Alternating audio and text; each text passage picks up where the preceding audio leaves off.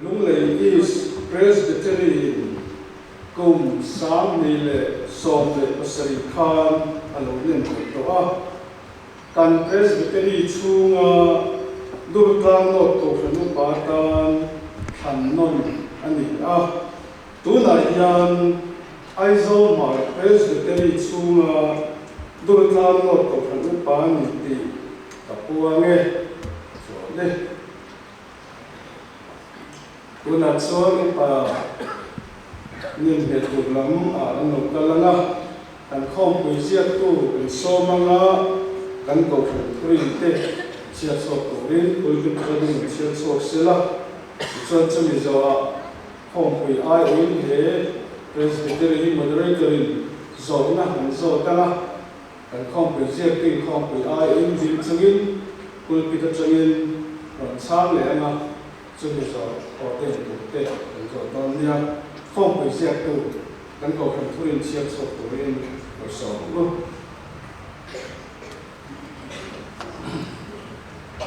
cầu phần thu yên thùng hạt loài Indian Presbyterian cầu phần chuan Apostol te thu vần te Nicaea thu vần te Westminster thu yên puan chuan đó lệ Western Presbyterian cầu phần thu yên puan chuan đó te chu pathian thu khiển khiển nó sẽ to hơn nga cầu khả lệ pathian thu diễn nó muốn là thu yên hình hạ na ta dịch cả việc công tất chung in anh huay thu yên buồn chùa thu te hi pastor te probationary pastor te upa te lệ cầu khả đàn dọc kim tên anh vẫn nệ tất ta apomani thu yên pakhat na thu thung nuôi lệ thu thung thar bu te pathian thu ni ya heng chau birin na lệ thil ti te na dik lo thei la mani thurin pahina pathian pakhat chawa ama chau chu bia turai ama chu tharau mania oma mun tina om tharau dang san song le thil dang reng la ka sang si ani a ami sia te finna te thil ti theina te thiam himna te gikna te thakna te takna te le mangai na te tok chin nei lo chatuan mi danglam ngai lo ani thoren pathumna pathiana chuan minung pathum pare papare tharau thiam ni man oma an pathumian pathian pakhat an nia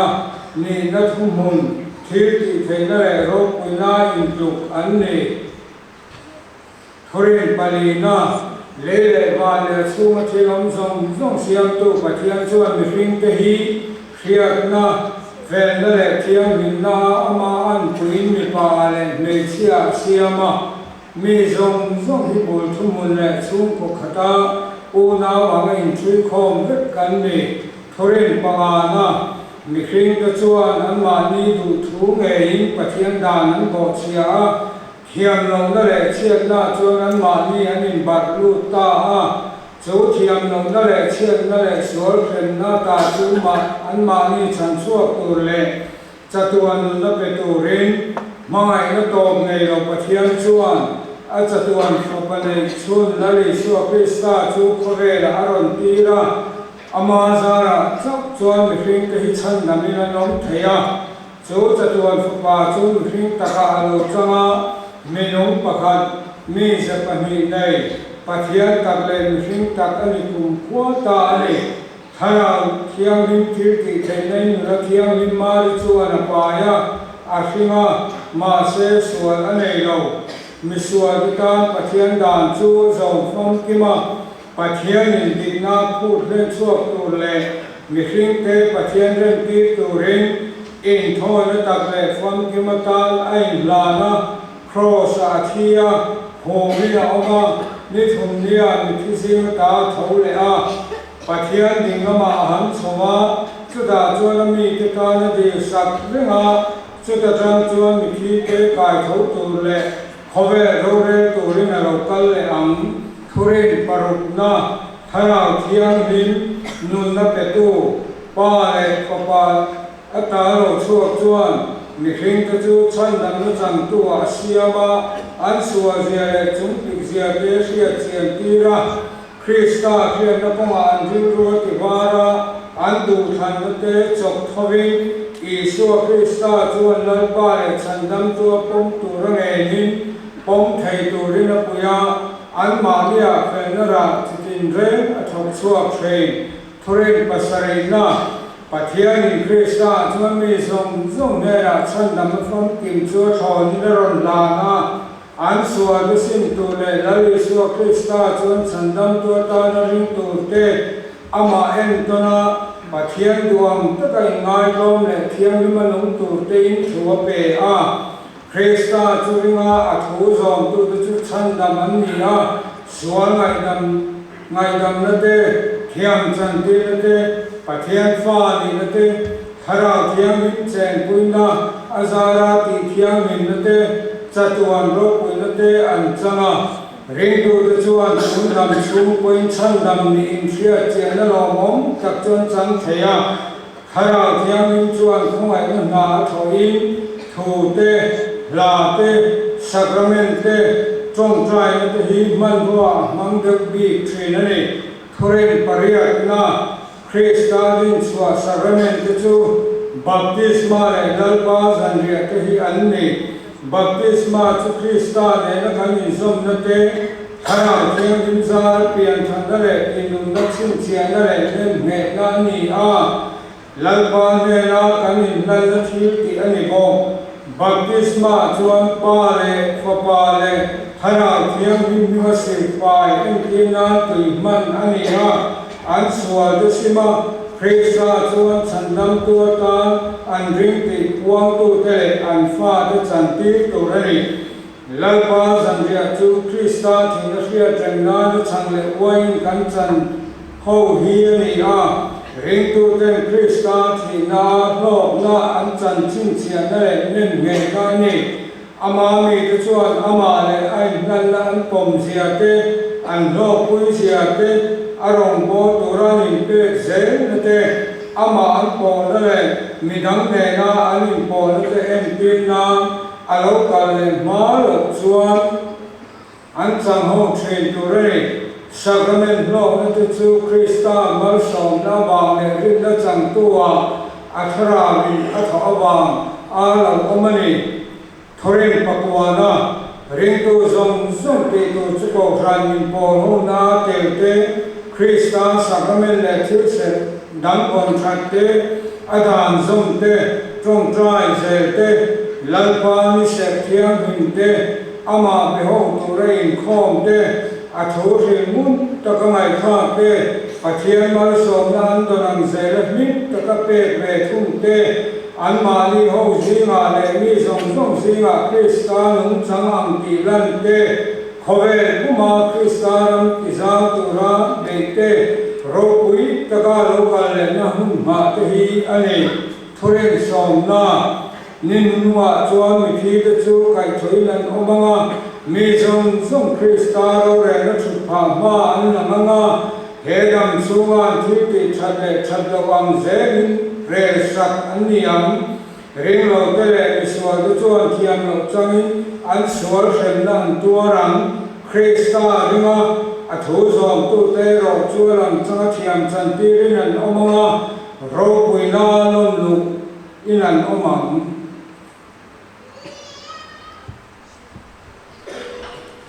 tuna so na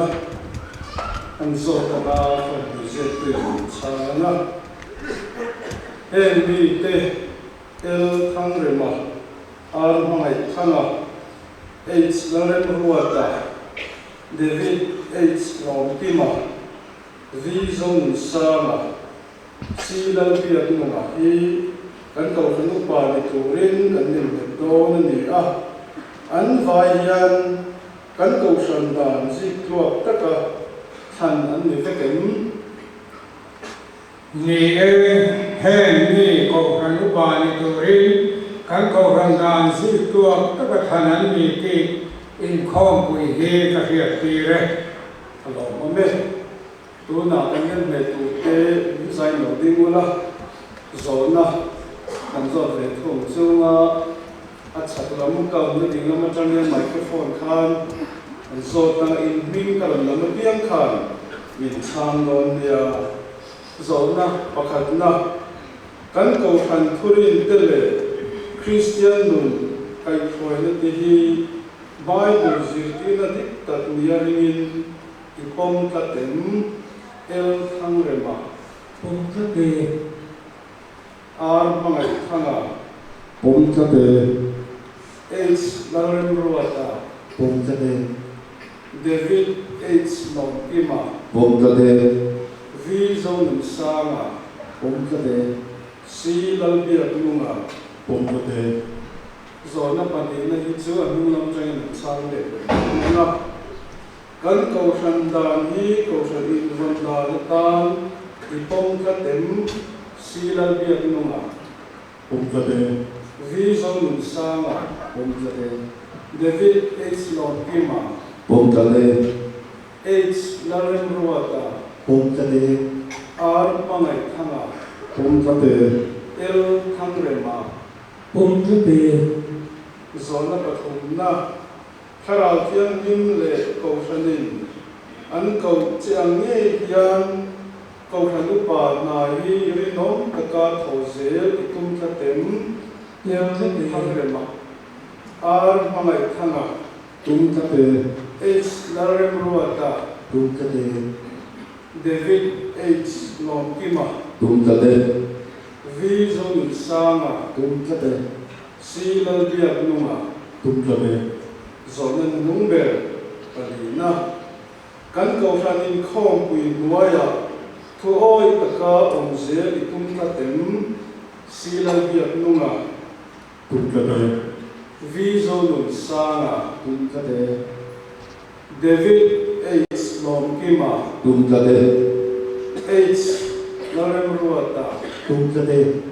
R Mangai Thanga tum thate L Thangrema tum thate alo ande asekan sinain tuna kan lo dem to na nga kan dem bain kan dem de rualian ordination certificate kan pe ha na kan ko project to kan dem mai ordination certificate a project chia lok selangin mo Presbyterian Church of India, Mizoram Synod, Nemhe Nalekha, Certificate Number Dania,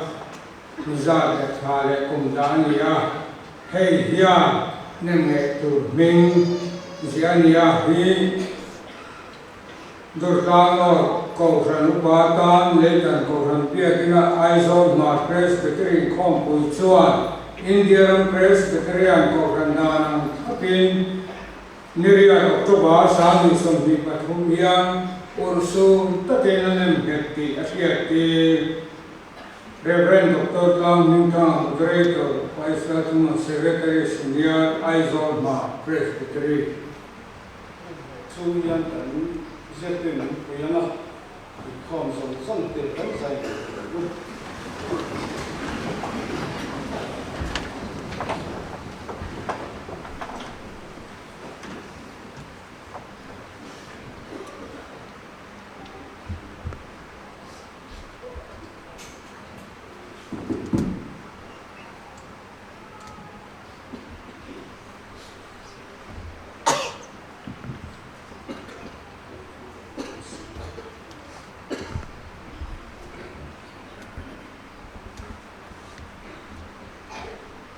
lalpa Isu Krista portion ho lal berlu bermingin le e presbytery tu ne yan nang el thang re hi aizol ma presbytery chunga durplan lo ko kan upatan kan nem re che e na hi lo takai ki chu na mani chan sin se le tu ni yang nge in tai matakin ko che dan lalpa Isu Krista thong ai chu ni na ong lo se amen.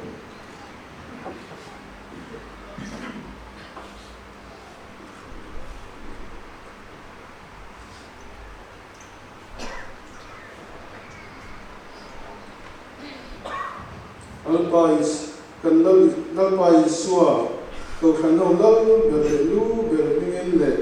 e presbytery tu ne hian nang ar mangai thangai hi aizol mar presbytery chunga durtlan no to kan upa tan kan ne beta che he na hi no takai len so thina mani chanchin sei le turin li ange tai matakin thon che kanal pa iso krista phoi chu me no se amen.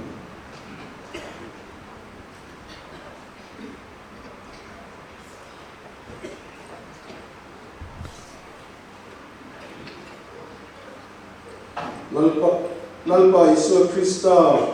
kau kan holo berlelu berbingin le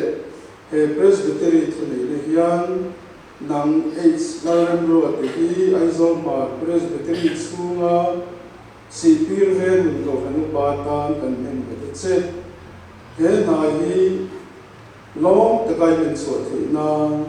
mani chanchin sei le tori ni ang nge in tai mutakin thong che kanal pa Isu Krista khongai chui me nam ro se amen.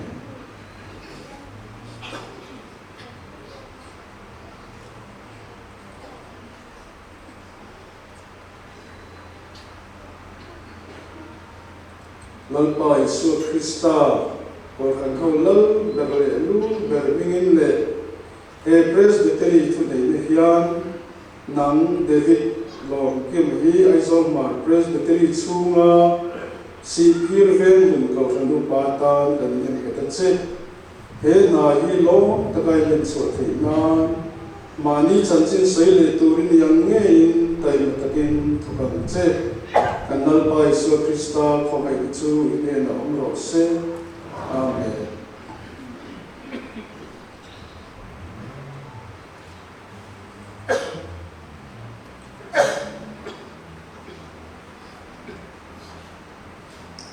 Lalpa Isu Krista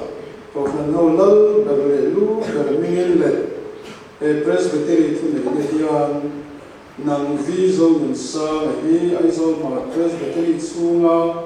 si pirven hun kau kan upatan kan nem beta che he na hi lo takai ben so thina mani chanchin sei le turin yang nge in tai mutakin thokang che kanal pa Isu Krista khongai chui me na umro se amen.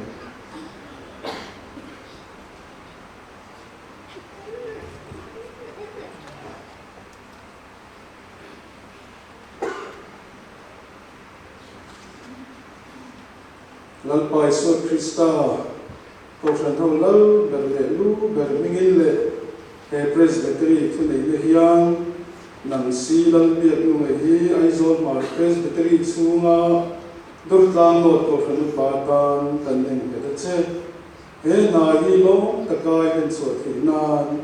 mani chanchin sei le turin yang nge in kai matakin thukam che kanal pa Isu Krista khongai chu me na umro se amen.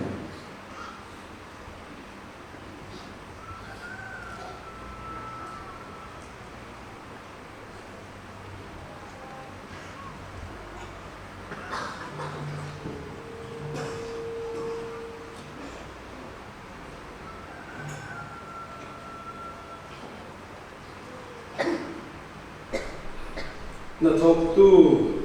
thu tak thu fel takapang chu zat tu ani lawangin pathian le chai den tir turin chanen ngai ro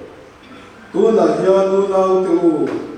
pathian le akhong ai na thu a ko tir chiru chu chuan siam lian thi chuwa mithian men tizi nga ro chan ani tir thi ko chiru amen. Ni pui lo thui langin kanu pa kinan le tharte national madani ko kele presbytery madani ko lomi ko ten lom point se pa kan bu nga kanu pa than ko kha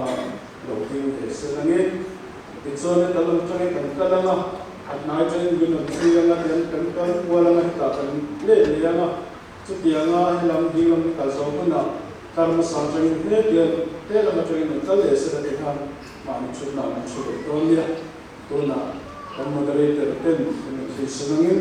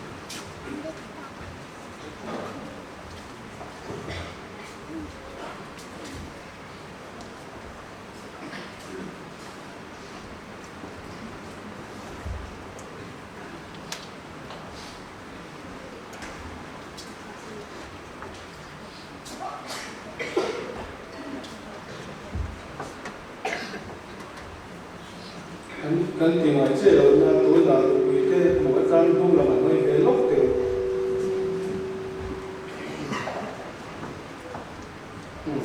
ở đây là vấn đề